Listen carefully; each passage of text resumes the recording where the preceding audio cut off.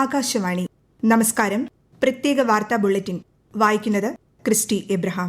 നിയമസഭാ തെരഞ്ഞെടുപ്പ് നടന്ന കേരളം, തമിഴ്നാട്, പശ്ചിമബംഗാൾ, അസം എന്നീ സംസ്ഥാനങ്ങളിലും പുതുച്ചേരിയിലും വോട്ടെണ്ണലിനുള്ള ക്രമീകരണങ്ങൾ ഊർജിതമായി പുരോഗമിക്കുന്നു. തിങ്കളാഴ്ച രാവിലെ 8 മണിക്ക് വോട്ടെണ്ണൽ ആരംഭിക്കും. ആദ്യം തപാൽ വോട്ടുകളാവും എണ്ണുക. അരമണിക്കൂറിന് ശേഷം വോട്ടിംഗ് മെഷീനിലെ വോട്ടുകൾ എണ്ണിത്തുടങ്ങും. സംസ്ഥാനത്ത് വോട്ടെണ്ണൽ കേന്ദ്രങ്ങളിൽ കർശനമായ നിയന്ത്രണങ്ങളാവും ഏർപ്പെടുത്തുക. വോട്ടെണ്ണൽ കേന്ദ്രങ്ങളിൽ പ്രവേശിക്കുന്നതിന് റിട്ടേണിംഗ് ഓഫീസർ അടക്കമുള്ളവർക്ക് QR കോഡ് അധിഷ്ഠിത സംവിധാനമാണ് തെരഞ്ഞെടുപ്പ് കമ്മീഷൻ ഏർപ്പെടുത്തിയിട്ടുള്ളത്. പശ്ചിമബംഗാളിൽ വോട്ടെണ്ണൽ കേന്ദ്രങ്ങളിൽ കൃത്രിമം നടക്കുന്നുവെന്ന മുഖ്യമന്ത്രി മമതാ ബാനർജിയുടെ ആരോപണങ്ങൾ അടിസ്ഥാനരഹിതമാണെന്ന് സംസ്ഥാന മുഖ്യ തെരഞ്ഞെടുപ്പ് ഓഫീസർ മനോജ് അഗർവാൾ ആകാശവാണിക്ക് നൽകിയ പ്രത്യേക അഭിമുഖത്തിലാണ് അദ്ദേഹം ഇക്കാര്യം വ്യക്തമാക്കിയത്. വോട്ടെണ്ണൽ കേന്ദ്രങ്ങളിൽ കർശന സുരക്ഷ ഉറപ്പാക്കിയിട്ടുണ്ടെന്നും എല്ലാ കേന്ദ്രങ്ങളിലും മതിയായ CCTV സംവിധാനങ്ങൾ ഏർപ്പെടുത്തിയിട്ടുണ്ടെന്നും മനോജ് അഗർവാൾ പറഞ്ഞു. അതേസമയം വോട്ടെടുപ്പും വോട്ടെണ്ണലും തമ്മിലുള്ള 4 ദിവസത്തെ ഇടവേള വോട്ടിംഗ് മെഷീനുകളിൽ കൃത്രിമം കാണിക്കാനാണെന്ന് മുഖ്യമന്ത്രി മമതാ ബാനർജി ആരോപിച്ചു. കഴിഞ്ഞ ദിവസം കൊൽക്കത്തയിലെ സഖാവത്ത് മെമ്മോറിയൽ സ്കൂളിലെ സ്ട്രോങ് റൂം സന്ദർശിച്ച ശേഷമായിരുന്നു അവരുടെ പ്രതികരണം. സുതാര്യത ഉറപ്പാക്കാൻ സംസ്ഥാനത്തെ എല്ലാ സ്ട്രോങ് റൂമുകൾക്കും പുറത്ത് CCTV ക്യാമറകൾ സ്ഥാപിക്കണമെന്നും മാധ്യമങ്ങൾക്കും പാർട്ടി പ്രവർത്തകർക്കും ഇത് നിരീക്ഷിക്കാൻ സൌകര്യം ഒരുക്കണമെന്നും അവർ കമ്മീഷനോട് ആവശ്യപ്പെട്ടു. രാജ്യത്ത് വാണിജ്യ ആവശ്യങ്ങൾക്കായി ഉപയോഗിക്കുന്ന 19 കിലോ LPG സിലിണ്ടറുകളുടെ വില വർദ്ധിപ്പിച്ചു. സിലിണ്ടറിന് 993 രൂപയാണ് വർദ്ധിപ്പിച്ചത്.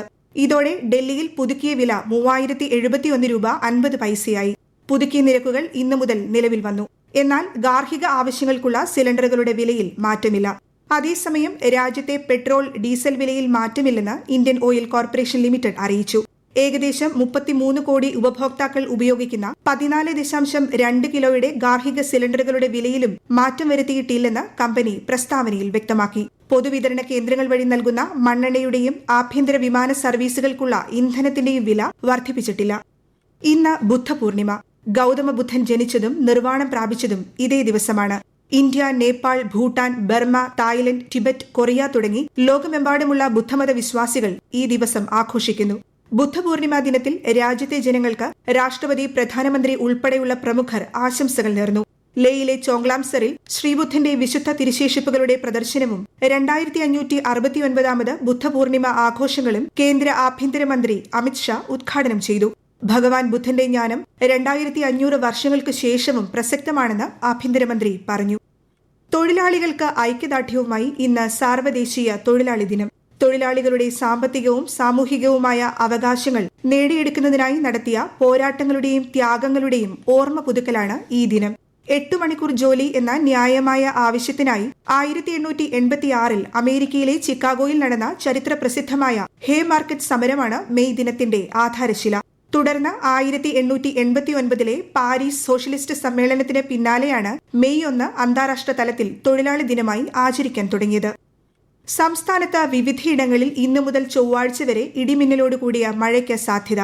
7 ജില്ലകളിൽ ഇന്ന് മഞ്ഞ ജാഗ്രത പ്രഖ്യാപിച്ചു. പത്തനംതിട്ട, കോട്ടയം, ഇടുക്കി, എറണാകുളം, മലപ്പുറം, വയനാട്, കണ്ണൂർ ജില്ലകളിലാണ് മഞ്ഞ ജാഗ്രതാ നിർദ്ദേശമുള്ളത്. അതേസമയം വിവിധ ജില്ലകളിൽ പകൽ സമയങ്ങളിൽ ഉയർന്ന അൾട്രാവയലറ്റ് സൂചിക രേഖപ്പെടുത്തുന്നതിനാൽ ജനങ്ങൾ ജാഗ്രത പാലിക്കണമെന്നും നിർദ്ദേശമുണ്ട്.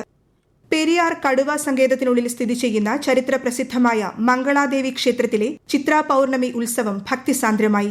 ചൈത്രമാസത്തിലെ ചിത്തിരനാളിലെ പൌർണമി നാളിൽ ഭക്തർക്കായി തുറക്കുന്ന പുരാതന കണ്ണകി ക്ഷേത്രത്തിലേക്ക് കേരളത്തിൽ നിന്നും തമിഴ്നാട്ടിൽ നിന്നുമായി 10,000-കണക്കിന് ഭക്തരാണ് എത്തിയത്. 1000-ലധികം വർഷം പഴക്കമുള്ള ക്ഷേത്രത്തിൽ ഒരേ സമയം കേരള, തമിഴ്നാട് രീതികളിലുള്ള പൂജാകർമ്മങ്ങൾ നടന്നു. ഇരിങ്ങാലക്കുട കൂടൽമാണിക്യം ക്ഷേത്രത്തിൽ ഉത്സവത്തിനെത്തിച്ച ആന ഇടഞ്ഞു. ആനയുടെ ആക്രമണത്തിൽ 2ാം പാപ്പാൻ ശ്രീകുട്ടൻ കൊല്ലപ്പെട്ടു. 25 വയസ്സായിരുന്നു. ഇന്ന് ഉച്ചയോടെയാണ് സംഭവം. പരിക്കേറ്റ 1ാം പാപ്പാൻ അമൽ ചികിത്സയിലാണ്. IPL ക്രിക്കറ്റിൽ ഇന്ന് രാജസ്ഥാൻ റോയൽസ്, ഡൽഹി ക്യാപിറ്റൽസ് പോരാട്ടം. ജയ്പൂരിലെ സവായ് മാൻസിംഗ് സ്റ്റേഡിയത്തിൽ രാത്രി 7:30 മത്സരം. പോയിന്റ് പട്ടികയിൽ രാജസ്ഥാൻ റോയൽസ് 4ാം സ്ഥാനത്തും ഡൽഹി ക്യാപിറ്റൽസ് 7ാം സ്ഥാനത്തുമാണ്. മൊബൈൽ അധിഷ്ഠിത ദേശീയ ദുരന്ത ജാഗ്രതാ സംവിധാനത്തിന് നാളെ ആഭ്യന്തരമന്ത്രി അമിത്ഷാ തുടക്കം കുറിക്കും. ടെലികമ്മ്യൂണിക്കേഷൻ വകുപ്പ് ദേശീയ ദുരന്ത നിവാരണ അതോറിറ്റിയുമായി ചേർന്നാണ് സംവിധാനം വികസിപ്പിച്ചത്. പ്രത്യേക വാർത്താ ബുള്ളറ്റിൻ കഴിഞ്ഞു. അടുത്ത വാർത്താ പ്രക്ഷേപണം വൈകിട്ട് 6:30.